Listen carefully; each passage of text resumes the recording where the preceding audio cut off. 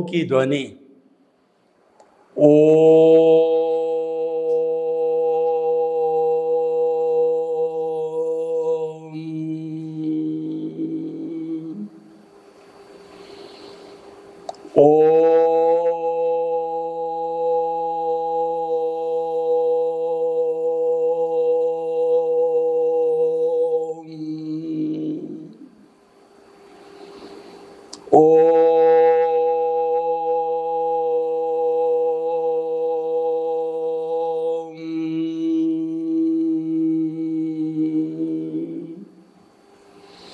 अरम की ध्वनि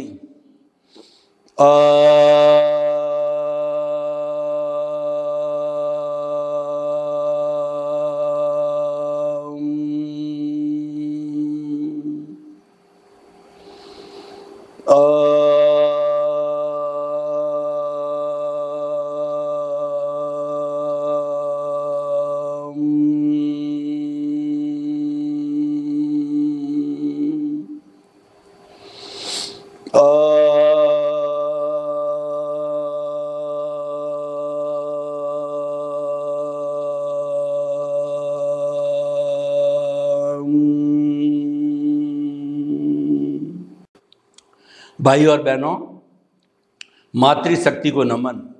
आज का हमारा बहुत सुंदर विषय है, केवल ज्ञान से मोक्ष। 5 तरह ज्ञान हमारी भारतीय संस्कृति में कहे गए हैं।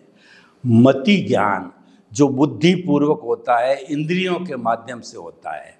शुद्ध ज्ञान, मति और इंद्रियों से प्राप्त ज्ञान को जब हम दूसरों को बांटते हैं, ज्ञान दान महादान कहा जाता है, तो जब वो ज्ञान दूसरों को दिया जाता है तो वो शुद्ध ज्ञान कहते हैं। सबसे ज़्यादा 5 ज्ञान में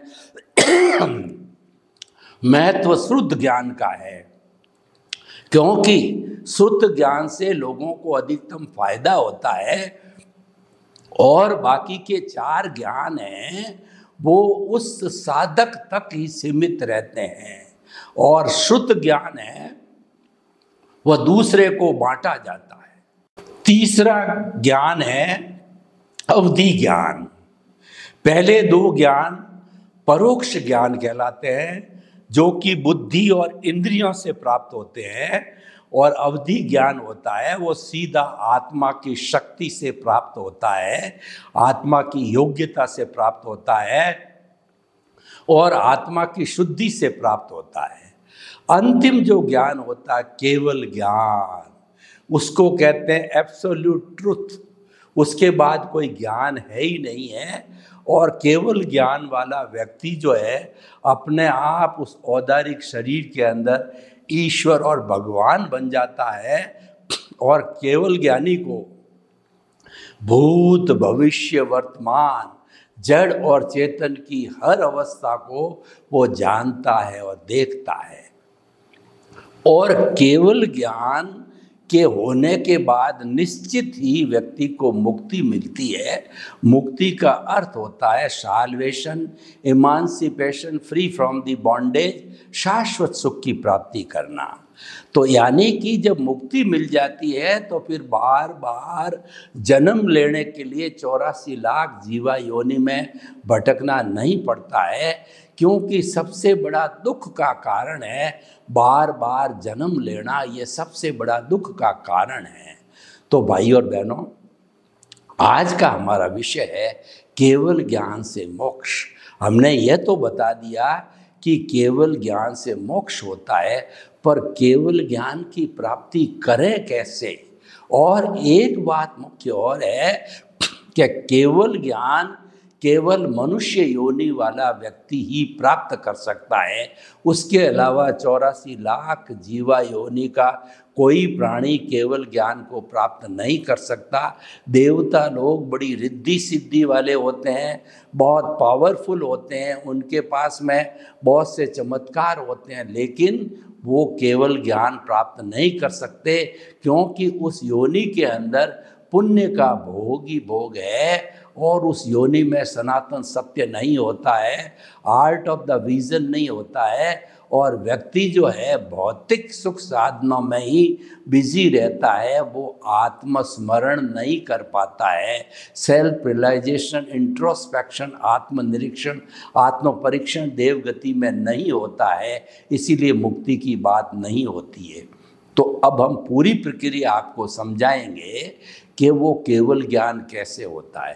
पहली इसकी सबसे बड़ी अर्हता ये है कि जिस व्यक्ति के पुण्योदय होता है, केवल ज्ञान की प्राप्ति कहिए या सबसे पहला पांवदान है सम्यक दर्शन की प्राप्ति के लिए व्यक्ति का भाग्योदय चाहिए, पुण्योदय चाहिए। उस पुण्योदय और भाग्योदय से उस व्यक्ति को गुरु मिलता है, उस व्यक्ति को ज्ञानी पुरुष मिलता है, और उसके अतिशय से, उसकी कृपा से जो है हमारे को एनलाइटनमेंट होता है, कुंडलिनी जागरण होता है, हमको ज्ञान मिलता है। उसके बाद ही हमारी तरक्की होती है। ज्ञान मिलने का अर्थ यह हुआ कि आप बहिरात्मा से अंतरात्मा के पद पर आ जाते हो। व्यक्ति जब तक बहिरात्मा में रहता है वो 84 लाख जीवा योनि में घूमता ही रहता है, उसको केवल ज्ञान नहीं हो सकता। केवल ज्ञान तो पहले अंतरात्मा आने के बाद में ही केवल ज्ञान का जो है शुरुआत होती है। तो भाई और बहनों, हमको ज्ञान मिला, और ज्ञान में जो सबसे बड़ा पहला काम होता है, रूट कॉज है उस ज्ञान का, एनलाइटनमेंट का कहिए, या जो है उस कुंडलिनी जागरण का कहिए, कि आपको निमित्त भाव में आना पड़ेगा, आपको अकर्ता बनना पड़ेगा। ये कुदरत कहती है कि पूरे ब्रह्मांड की कर्ता मैं अकेली हूँ, मैं पूरे ब्रह्मांड की जो है जनरेटर हूँ, ऑपरेटर हूँ, डिस्ट्रॉयर हूँ। इसका मतलब पूरे ब्रह्मांड की मैं गॉड हूँ। लोग कहते हैं कि सृष्टि को चलाने वाला गॉड है, तो आप गॉड कहो तो हमें कोई एतराज़ नहीं है, पर कुदरत की जो हमारी परिभाषा ये है कि जहाँ पर जीवन है, जहाँ पर 6 समवाय है, चेतन, अचेतन और मोशन, रेस्ट, टाइम और स्पेस, और ये 6 शाश्वत द्रव्य जहाँ पर है और हर क्षण मौजूद रहते हैं, भूत भविष्य वर्तमान में, एक सुई की अणी जितनी खाली जगह पूरे ब्रह्मांड में, लोक में नहीं है जहाँ पर कि ये 6 द्रव्य मौजूद न हो। इस लोक के बाहर भी बहुत बड़ा आलोक है, बहुत बड़ा ब्रह्मांड है, लेकिन वहाँ पर जीवन नहीं है, वहाँ पर केवल आकाश होता है। तो ये बात हो गई हमारा कुदरत की सहायता लेना। कुदरत की सहायता के बिना केवल ज्ञान नहीं हो सकता है। तो हमको जो गुरु मिलता है वो हमारे को सद्ज्ञान देता है, तो सद्ज्ञान से ही हमारा डेवलपमेंट होता है। मैं आपको उदाहरण दूं कि स्वामी विवेकानंद जो है पिछले जन्म से अपने साथ में एनलाइटनमेंट लेकर के आए थे, इसलिए होनहार बिरवान के होत चीकने पात। बचपन में ही ये मालूम पड़ गया था उनकी बाल चपलता को देख करके, ये बहुत बड़े विद्वान बनेंगे और ये अमर हो जाएंगे। तो उन्होंने बचपन से ही गुरु को तलाशने की कोशिश की, लेकिन गुरु न मिले। अंत तो गत्वा, जब समय आया, काल पका, द्रव्य क्षेत्र काल भाव, कुदरत जो पकाती है, जब हमारा काम होता है तो द्रव्य क्षेत्र काल भाव ये पक जाते हैं, इनका सहारा कुदरत के माध्यम से मिलता है। काल पका तो नरेंद्र नाथ ने जब जो है कन्याकुमारी के मठ पर रामकृष्ण परमहंस के दर्शन किए, तो प्रथम दृष्टवा रामकृष्ण परमहंस को अपना शिष्य मिल गया, और विवेकानंद नरेंद्र नाथ को जो है अपने गुरु मिल गए। तो यहाँ से उनको एनलाइटनमेंट हुआ। इसकी बड़ी लंबी कथा है, मैं उस कथा में नहीं जाना चाहता हूँ। तो भाई और बहनों, हम आपको बताना चाहते हैं कि हमारा एनलाइटनमेंट होना ज़रूरी है, और उसकी बेसिक जो मैंडेटरी कंडीशन है कि आपको अकर्ता बनना पड़ेगा। इसीलिए जो हमारा ज्ञानी पुरुष है या हमारा सद्गुरु है, हमारे से वो MOU कराता है, द्रव्य क्षेत्र काल भाव जिसके हिसाब से एग्रीमेंट कराता है कि द्रव्य कर्म, भाव कर्म, नौ कर्म, मन, वचन, काया तथा मेरे नाम की सर्व माया आप प्रकट ज्ञानी पुरुष के सुचरणों में समर्पित करता हूँ। यानी कि हम समर्पण कर देते हैं गुरु के सामने, ज्ञानी पुरुष के सामने। तो ज्ञानी पुरुष का अतिशय होता है, तो उसके समर्पण करने से, उसकी कृपा से जो है हमें भक्ति मार्ग में आ जाने के कारण फिर वो हमको ज्ञान देता है। ज्ञान देने का अर्थ यह है कि हमारा अनंतानुबंधी कषाय जो दर्शन मोहनीय है उसको वो भस्मीभूत कर देता है। उसकी भस्मीभूत करने से कर्मों का जो है बंध काफ़ी हद तक रुक जाता है। हालांकि उसके पीछे दर्शन मोहनी की 3 प्रकृतियाँ और रहती है, वो है अप्रत्याख्यानी, प्रत्याख्यानी और संजलन। लेकिन वो इतनी कोमल है कि उसको हम जो डिस्चार्ज के रूप में आराम से भुगत सकते हैं, तो हमारा बहुत बड़ा काम हो जाता है। कर्म बंधन का मुख्य कारण जो कर्ता भाव है, ऑनरशिप, डूअरशिप है, उसको समाप्त करता है हमारा गुरु ज्ञान के आधार पर, हमारे पुण्योदय और भाग्योदय के आधार पर। तो वहाँ से जो है हमारा रूट कॉज चालू होता है, यानी कि हमारा कर्ता भाव जन्म जन्मांतर के लिए बड़ी खाई के अंदर डाल दिया गया हमेशा हमेशा के लिए। तो जो ज्ञान प्राप्त करना चाहते हैं, जो लोग आगे बढ़ना चाहते हैं अध्यात्म के क्षेत्र के अंदर, पहली मैंडेटरी कंडीशन ये है उनको निमित्त भाव से रहना चाहिए। उनकी सारी सोच जन्म जन्मांतर की ये रहनी चाहिए कि मैं तो निमित्त हूँ, मैं तो निमित्त हूँ, मैं करता नहीं हूँ।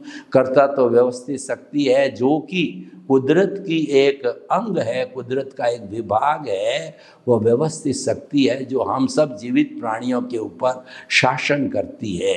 तो भाई और बहनों, हम आपको बताना चाहते हैं कि निमित्त भाव के बिना आपको सम्यक दर्शन नहीं हो सकता। निमित्त भाव के बिना आपके जो मोक्ष की नींव नहीं लग सकती, और आप जन्म जन्मांतर के अंदर जो है वो इस कॉजल बॉडी के अधीन जो है बार बार 84 लाख जीवा योनि में घूमते रहोगे और अपने कर्मों का बंधन करते रहोगे, कर्म छूटते रहेंगे। तो भाई और बहनों, हमको ज्ञान मिला। अब ज्ञान मिलने पर जो है हमारा पुनर्जन्म होता है। हमारे भीतर जो प्रभु विराजमान है, उस प्रभु के जो विराजमान होने से उसकी जो है शुद्ध भावों के साथ में प्राण प्रतिष्ठा करके जो हमने, ये हमारे शरीर का मध्य बिंदु है जहाँ पर हमने उनको विराजमान कर दिया है। तो उसकी प्रेजेंस से जो है हमारे को सम्यक ज्ञान, सम्यक दर्शन, जो प्रभु के गुण हैं उनकी एप्लीकेशन करने का अधिकार मिल जाता है। यानी कि जो एनलाइटनमेंट होने के बाद में हमारा आर्ट ऑफ द विजन लागू हो जाता है, जिसको हम दृष्टि विज्ञान कहते हैं। यानी कि जब ज्ञान मिला तो हमारी बहिर्दृष्टि कहना चाहिए, या हमारा देहाध्यास है, वो रॉन्ग बिलीफ है, वह सुधर करके राइट बिलीफ हो गई। सम्यक दर्शन पे आ गए हम, सम्यक ज्ञान, सम्यक दर्शन की एप्लीकेशन करने लग गए। जबकि पहले हम मिथ्या ज्ञान, मिथ्या दर्शन और मोहनीय कर्म की एप्लीकेशन करके जो है हमारी कॉजल बॉडी को हम स्ट्रेंथ करते रहे थे, कॉजल बॉडी को भारी बनाते रहे थे। तो देखिए, जब हमारे को निमित्त भाव मिलता है तो इसके साथ ही 3 और है, निमित्त, निर्दोष, अकर्ता और शुद्ध आत्मा। तो एक के आने के कारण बाकी के 3 भी बैकडोर एंट्री से हमारे भीतर प्रवेश ले लेते हैं। जैसे कि चंडाल चौकड़ी है जो कि हमारा विनाश करने वाली है, देहाध्यास में ले जाने वाली है, जिसको राग द्वेष कहते हैं, जिसको अज्ञान कहते हैं, जो कर्म बंधन का कारण है। तो वो उसमें से किसी एक को आपने एंट्री दे दी, मान लीजिए अहंकार को एंट्री दे दी, तो उसके साथ के अंदर आपके 3 जो और साथी है उसके जो है वो, उस 3 साथी जो है वो क्रोध, माया और लोभ है, वो बैकडोर एंट्री से ऑटोमेटिकली उसके साथ में हो जाएंगे। तो भाई और बहनों, हमने अब क्या किया, सम्यक ज्ञान, सम्यक दर्शन की एप्लीकेशन चालू की। तो जो अपने भावों के साथ के अंदर कोट लग कर के और भाव मन बनता है, कॉज पड़ता है, उसके अंदर क्या है कि जो हमारा सम्यक ज्ञान सम्यक दर्शन की एप्लीकेशन है तो मोक्ष के लायक और सहायक कॉज पड़ेंगे। ऐसा हमारे का पुण्योदय होगा जो कि हमें जो है मोक्ष में ले जाने वाला होगा। और उसके ये दोनों साथ साथ रहते हैं। देखिए कि अज्ञान और विज्ञान दोनों साथ साथ रहते हैं, तो दोनों की एप्लीकेशन हम क्या करते हैं, ये मुख्य सदुपयोग है। अगर हमने एप्लीकेशन देहाध्यास के वशीभूत होकर के हमारी प्रतिष्ठित आत्मा के अंदर अगर हमने एप्लीकेशन मिथ्या ज्ञान मिथ्या दर्शन और मोहनीय कर्म की कर दी, तो उस पर जो कोड चढ़ेगा, कोड चढ़ने के लिए पूरा प्रोसेस है। चाहे जो आपके जो है वो कहना चाहिए कि उसके अंदर कॉज पड़े या ना पड़े, तो कॉज पड़ने पर पूरा जो सिस्टम है वर्तमान का ज्ञान दर्शन यानी सम्यक ज्ञान सम्यक दर्शन है या मिथ्या ज्ञान मिथ्या दर्शन मोहनीय कर्म अज्ञान है, और पिछले जन्म का जो है ज्ञान दर्शन और संजोग होने चाहिए, आपका इंटरेस्ट होना चाहिए और आपका इंटेंशन तो भाव पड़ता ही है।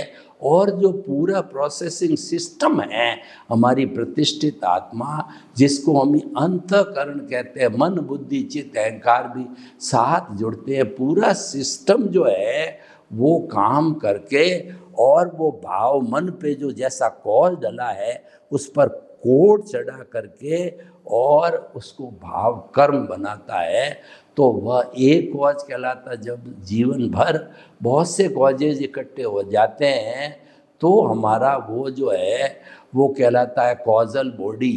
तो भाई और बहनों, इस तरीके से जो है हमारा संचय होता है कि कॉजेज का या कॉजल बॉडी का या सूक्ष्म शरीर का या ज्ञान का, वो डिपेंड करता है कि हम एप्लीकेशन क्या करते हैं कैसे करते हैं, उसके ऊपर बहुत निर्भर करता है।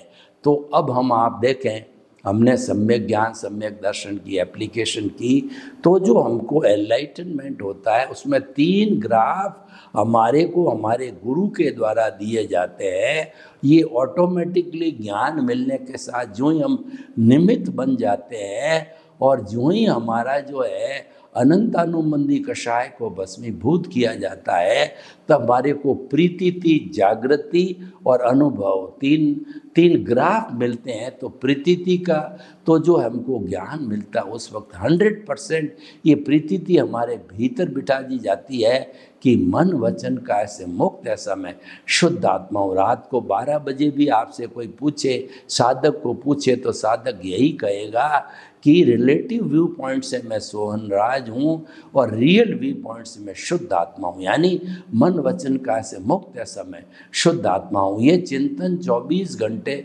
चलता रहता है, तो ये जागृति कहलाती है। यानी आत्मचिंतन हर वक्त केंद्र में रहे, तो ये हमारा रियल पुरुषार्थ कहलाता है। इसको जागृति भी कहा जाता है। तो ऐसी जागृति बने रहने से धीरे धीरे डेवलपमेंट होता रहेगा और जागृति रहेगी, और हम सम्यक ज्ञान सम्यक दर्शन का डेवलपमेंट भी जो है हम एप्लीकेशन बराबर करते रहेंगे तो उसका डेवलपमेंट होगा, और अज्ञान की एप्लीकेशन करेंगे तो हमारा अज्ञान सघन बनेगा। अज्ञान है वो घाती कर्म है जो कि हमारी आत्मा की घात करते हैं। ज्ञानावर्णीय कर्म, दर्शनावर्णीय कर्म, मोहनीय कर्म और अंतराय कर्म। अंतराय कर्म तो बेचारा इन तीनों को बांधने वाली रस्सी के समान है। जब तीनों समाप्त हो जाते हैं तो अंतराय ऑटोमेटिकली 14वें गुणस्थान में अ उ री ली रिंग 5 अक्षर बोले, जितने में अंतराय कर्म समाप्त होकर के और आत्मा सिद्ध बुद्ध और मुक्त बन जाती है। तो भाई और बहनों, ये प्रोसेस हम देख रहे हैं। पहला जो है हमारा प्रीतिति का 100% प्रीतिति बैठ जाती कि मैं शुद्ध आत्मा हूँ, मन वचन काय से मुक्त ऐसा मैं शुद्ध आत्मा हूँ। और दूसरा जो है जागृति हमारी चल रही है, और ये चलते चलते चलते जैसे पारा जो है 100 डिग्री तक चला जाता है। जब व्यक्ति को बुखार होता है, बुखार नापने के जो है उसके ऊपर, तो जो है वो हमारा जब टॉप लेवल के ऊपर आकर के पारा रुक जाता है, इसका मतलब 100% जागृति है। और वो कब होती है? 48 मिनट तक रेगुलर हमारा ध्यान हमारे प्रभु से, शुद्ध आत्मा से इधर उधर नहीं हटता, तो स्थिर हो जाता है। तो फिर प्रैक्टिस हो जाती है, क्षायिक सम्यक तो कहलाता है, जो कभी जाता नहीं है। और ये हमारा पहला पागोतिया है, वो है सम्यक दर्शन, जिसको हम एनलाइटनमेंट कहते हैं, ज्ञान कहते हैं, कुंडलिनी जागरण कहते हैं। तो भाई और बहनों, ये हमारा दूसरा ग्राफ हो गया। तीसरा ग्राफ है वो परिणति है।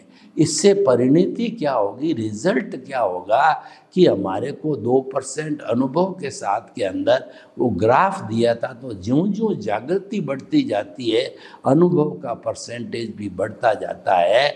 और ये बढ़ते बढ़ते जब 360 डिग्री के लेवल पर आ जाता है अनुभव, यानी 100% पर आ जाता है, तो तीनों ग्राफ टॉप पर जा कर के और जो है वो स्थिर हो जाते हैं पारा।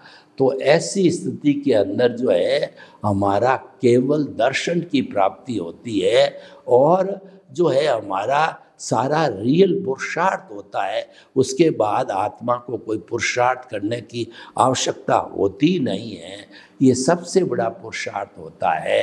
तो ये पुरुषार्थ जो है, जो हमारे को केवल ज्ञान की प्राप्ति करने के लिए पहले जन्म के अंदर केवल दर्शन की प्राप्ति करनी पड़ेगी। और केवल दर्शन की प्राप्ति करने के लिए जो पहले शुभ जो है कर्मों का बंद किया गया, वो नेक्स्ट बर्थ के अंदर स्पष्ट वेदन हो जाएगा आत्मा का। और जो उन कर्मों को भुगतान करने के लिए केवल ज्ञान निश्चित समय पर हो जाएगा। लेकिन आयुष्य कर्म अलग है, तो वो आयुष्य कर्म जब चलता रहेगा तो भुगतान होता रहेगा। और जब आयुष्य समाप्त हो जाएगा, सारा भुगतान समाप्त हो जाएगा, तो केवल ज्ञान वाला जीव है वो सिद्ध बुद्ध और मुक्त बन जाता है। तो भाई और बहनों, केवल ज्ञान से हमको मुक्ति मिली है, और हमने पूरे सिस्टम को समझाने की कोशिश करी है कि हम कैसे प्राप्त कर सकते हैं। यानी हमारे को दृष्टि विज्ञान का उपयोग लेना है। हमको सृष्टि नहीं बदलनी है, हमको तो दृष्टि बदलनी है। सृष्टि बदलने का अर्थ यह है कि मन को शुद्ध करो, वचन को शुद्ध करो, काया को शुद्ध करो, इसके अंदर तपा करके इनके अंदर सुधार करो और इसको जागृत करो। वो हमारा सृष्टि बदलने का कार्य नहीं है, हमारा काम तो दृष्टि बदलने का है।